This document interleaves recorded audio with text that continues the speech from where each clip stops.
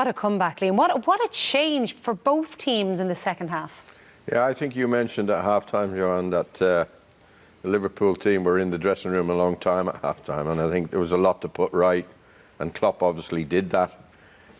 What happened was they started to pass the ball like they were properly, like they do, like they can do. There were so many unforced errors in the first half that just let Villarreal dominate the game. So Liverpool, normal service was resumed with Liverpool. How difficult is that, even when you know you're by far the superior side, how difficult is it to change things and get the mentality right, get everything right for the second half? Yeah, listen, and on the other side of it, Villarreal, as much as Liverpool changed, Villarreal changed as well, and their mentality changed. They went from having to get back into the game, front foot, closing everything down, high line, to second half, straight away, you see start of the second half, sitting back and protecting. And so was that mentality, or was it an energy thing? A bit of both. They've some older players there. Capoue looked particularly, he got sent off in the end, looked particularly legless in the second half after driving into the box in the first half a couple of times, set up goals, he just ran out of legs. A lot of them ran out of legs, and we wondered whether they would or not, whether they'd be able to keep it up. It's a mentality thing as well. You think, listen, we've got back into the game, now protect it, and it's just natural to sit back and let Liverpool get comfortable and get those passes and touches right that they weren't doing in the first half, and play themselves back into the game. I think the first goal demoralised Villarreal. Liverpool's first goal demoralised Villarreal. You could see the balloon was burst, and they didn't have the legs. Kevin's right. In midfield, they just ran out of steam. Well, but let's take a look at them then, because you could immediately tell the difference between Liverpool from the very, very start of the second half. Now, they still had to wait a little while before the goal came. Yeah, as Liam said, they managed to string some passes together and look calmer on the ball. Fabinho drives forward with it nicely, just decides to stay where he was. It's actually a bad touch from Salah that took Capoue out. Wasn't bad enough that he couldn't get on the end of it, and plays in Fabinho, who shoots first time keeper, should have done better. Yeah, again, passing the ball well. And we've seen Trent Alexander do this so many times, is provide an assist, and a man that, in everybody's opinion, Darren, Ray, Diaz, he came on and he did change the game. He kept that wide position, and he gave Foyt, who was his marker, all sorts of problems. Again, Villarreal were sort of gone at this stage. Just a simple, helpful ball over the top. And Mane, he was actually in his own half. He looked offside. He wasn't. He was in his own half when he started to run. Keeper goes walkabout. He actually takes his time, makes sure. But, they were gone at that stage, Villarreal. And you could sense there was more goals to come. I actually thought Liverpool would go on and get another couple more after this, but they started to make subs and played the game out, make sure there was no one getting suspended or yellow cards, and a comfortable, easy second half for them in the end. And more goals, yet more goals for Liverpool, even though they may have struggled with that in the opening half. And what it means is that they have now reached their record top season now from a goals scored point of view, 139. Now, people will say, yeah, but in relation to how many games they have played, it may not tally well with previous generations, but actually it does, Liam. Yeah, absolutely, yeah, 139 and 57. Liverpool have had some great sides down through the years, so you expect their goal scoring rate to be really high, but this is phenomenal, and they've got plenty more games to go. They've got a cup final, I think they've got 3 league games, and they've got a Champions League final, so yeah, that's only going to get better. 6 games still to come, and 2.44, that is unbelievable, isn't it? Yeah, listen, they're every neutral's team. Listen, as much as you don't want to admit it sometimes, but to watch them play, if Liverpool are on TV and you're at home, you want to watch Liverpool play. You can't say that about every team. Jurgen Klopp's teams you want to watch. They score goals. Those 6 games you're talking about, as much as those other games got them to this point, those are some 6 massive games to come. That makes or breaks this season. Those records or those goals scored mean nothing if they don't go and get another trophy or two to their League Cup win. See, that's what it is. For all this talk about the competitions, the quadruple is still on. Jurgen Klopp has this unbelievable record. They're scoring all these goals. At the moment, they've one trophy. And if you look at their fixtures and Manchester City's fixtures in the Premier League, it's very much so, even though there's only 1 point. Can you see City dropping any points? The way they're playing, probably not, but there's always surprises in football. We saw one in the first half tonight. City are so good that I would think they'll win all their games. Liverpool, that might be the one they just miss out on. I was in an Arsenal team that had 2 cup finals at the end of the season. We didn't win either, and that's what Kevin's on about. That can happen as well. You know, it could be a great season and all these goal-scoring records and things like that. But they've got to get over the line. And outside of the players themselves, I mean, who remembers that Arsenal were in those 2 cup finals? Nobody. I've tried to forget, but... Is that in your head when you're going into these situations? Because that's what you do wonder about these Liverpool players, because they are hearing 4 potential trophies all of the time. Well, what we saw in the first half tonight was remarkable in as much that I've never seen them play so badly in the last few months. But I said before the game, the confidence that must be in that team, the belief that must be in that team is phenomenal. You know, and they showed that in the second half. So they'll be up for it. They'll believe they're going to win. And this Klopp is just a brilliant manager. And he actually used the phrase mentality monsters in relation to Liverpool. We heard Alexander-Arnold, he was the man put up for media duties this week as well, and he was talking about thriving under pressure. Now, they didn't look like they were thriving on in the opening half. No, but you can't play well all the time. It was a bad 45 minutes, but you're going to have that. It's what you do when you get into the dressing room, reorganise how you come out in the second half, how you respond to it. The great teams do that. That's what they did tonight. The manager, every time he's interviewed, it's the next game. He totally dismisses anything about trophies or anything further ahead. It's the next game. What do we do to the next game? Resting players tonight with 10, 15 minutes to go, being able to make those changes, vitally important. Be able to make changes against Newcastle, still win the game. Be fresh for a big game this weekend.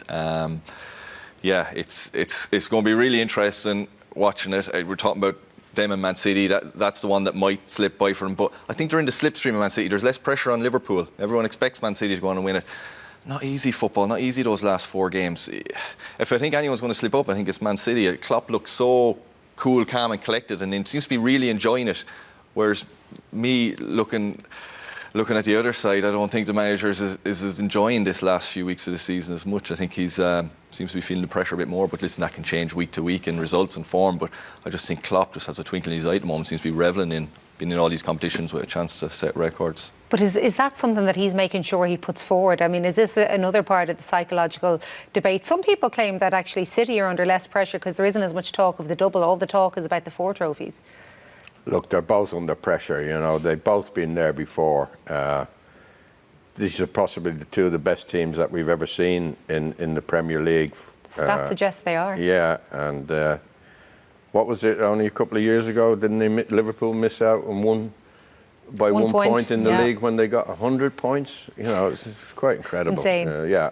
The standard of these 2 teams over the last few years has been absolutely outstanding.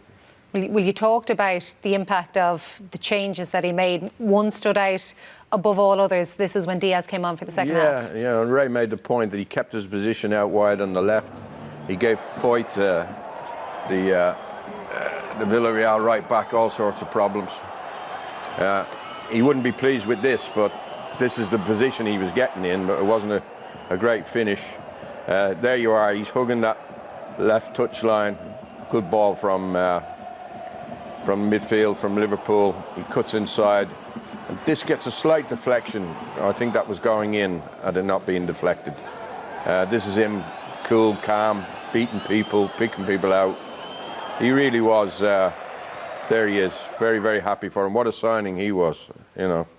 Again, we've gone on about how brilliant they've done in the transfer market. He was an absolute steal, wasn't he, Kevin? 37 million. They didn't want to sign him seemingly till this summer, but they were forced into it. I think Spurs maybe tried to sign him in January, and Liverpool had to jump in.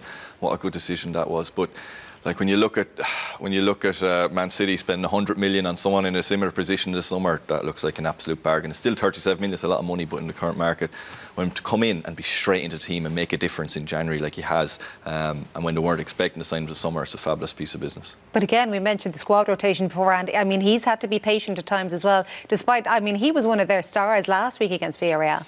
Yeah, listen, you have to rotate players, as we spoke about beforehand. You've got all these games. I don't think any player feels at Liverpool, it feels to me that they're getting dropped. They are getting rested. You know, it's important games every week at the moment. You need to be fresh.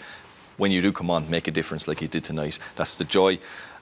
To me, they have just the right size squad. They don't have too many superstars on the bench that are going to be throwing their toys out of pram that want to play. There's no real superstars in their squad. They're all very good players. No one seems to be a prima donna or anyone who's going to get affected by not playing. You wouldn't call Mo Salah or Virgil van Dijk superstars? No, well, listen, they're fabulous players. They're world-class players, but they don't act. They're not divas, is they're what not you're saying. divas. They don't look like a fella's going to be on the bench. Paul Pogba's. Well, Pogba obviously performed well beforehand. So does it come down to, again, the manager whom you keep referring to? Well, yeah, but I don't think Klopp, as a manager, would have a player like Paul Pogba because it can upset. He wants work rate from all his players, and even though Salah is a superstar, he still works his socks off, and so does Mane, and I think that's what Klopp demands of them. And there's a great team spirit there, and I don't think there's any bad lads in that team at all. Yeah, two good second half performances anyway from those two men. They were talking about, of course, that first half, and Fabinho referred to it as the worst first half that they've played all season. And you heard Alexander-Arnold talking about how they just couldn't get it right and they were allowing Villarreal play the way they wanted to. Can this at least stand as a stark warning for the big games they have ahead? I think Villarreal just happened to play really well in that first half, had a really good game plan, had fresh legs, really went for it and ran out of steam. I think the Liverpool players know the manager doesn't let them relax, he speaks very highly of every team they play. This was Capoue getting forward. It was something he couldn't do in the second half, run out of steam, run out of legs. He was able to drift forward from centre midfield into the box, set up that goal for Diaz. Again, here, he's up on the right-hand side, great ball in, fabulous header from Coquelin. Just all round their play in the first half just caught Liverpool totally on the hop, totally by surprise. The crowd were up for it, the conditions weren't perfect, the pitch was semi-waterlogged, and everything just sort of went against them in that first half, and the energy and the enthusiasm that Villarreal put into it, they just couldn't maintain that due to age, due to whatever in the second half, a change of Liverpool's game plan maybe, and a reset at half-time. You keep talking up Jurgen Klopp. Liverpool have had some very famous, very renowned managers down through the years.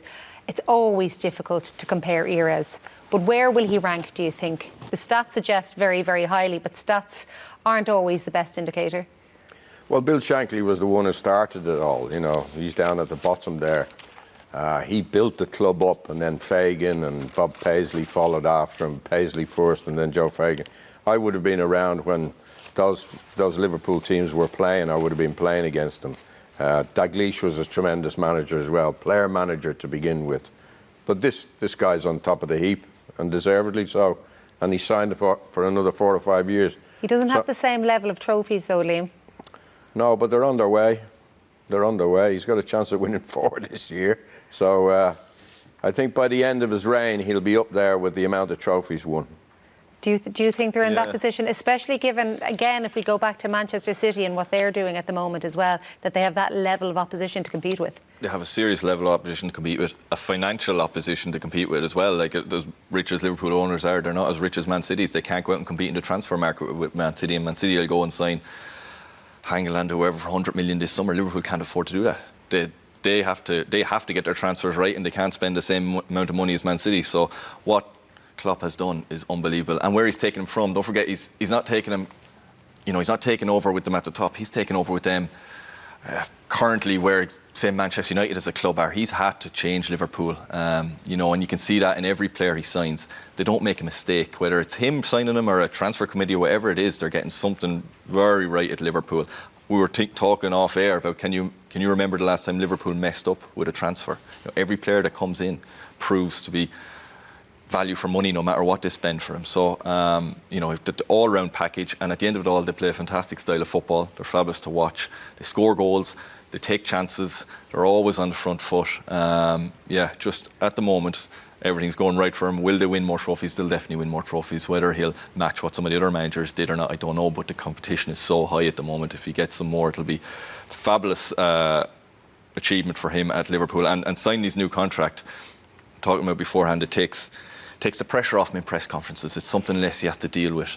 People will be talking to him, you're going to be leaving in 2 years. Players will be saying, I mightn't sign for Liverpool, the manager's going to be gone. That's all gone out the window. I still think, he's been speaking about it for a few years, I still think he will leave in 2 years, but I think he signed it as the reason to get all those questions and and doubts out of the window for this really important run and a really important season or two. So don't get overly excited. In other words, if you think you're going to be hanging on to him for several years here, Liverpool fans, you're hanging on to him for the time being anyway. He's reached yet another Champions League final, top of the heap, according to Liam Brady. So infectious. Would you have liked to have played under him?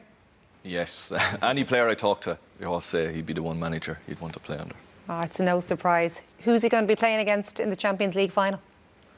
Well, it's whatever team it is, whether it's Real Madrid, who are playing at home tomorrow night, or Manchester City. It's a final to look forward to, isn't it, you know? I don't know. I just favour Man City because I think they have the better team, but you can't rule out Real at the Bernabeu with Modric and Benzema. And with the way they've been playing in this Champions League campaign, it's been a bit mad, hasn't it? Yeah, after watching him doing the Chelsea game against them as well, it's so hard to call. You couldn't write them off. Benzema, the way he's scoring goals. Modric, how he's still playing. It'll be a really good game. I'm really looking forward to it. But I wouldn't like to. I'm not going to call it. I'm not doing the game. You have to call it. That's your job. I just feel it'll be a Man City Liverpool final to finish off the. And do you think Liverpool would like that, to get assuming that City do go on and hold that point advantage in the Premier League, would Liverpool love the chance to get a go at them in a one-off final? I think they prefer Real Madrid, to be honest. We would prefer, yeah, okay. Yeah. Fair enough.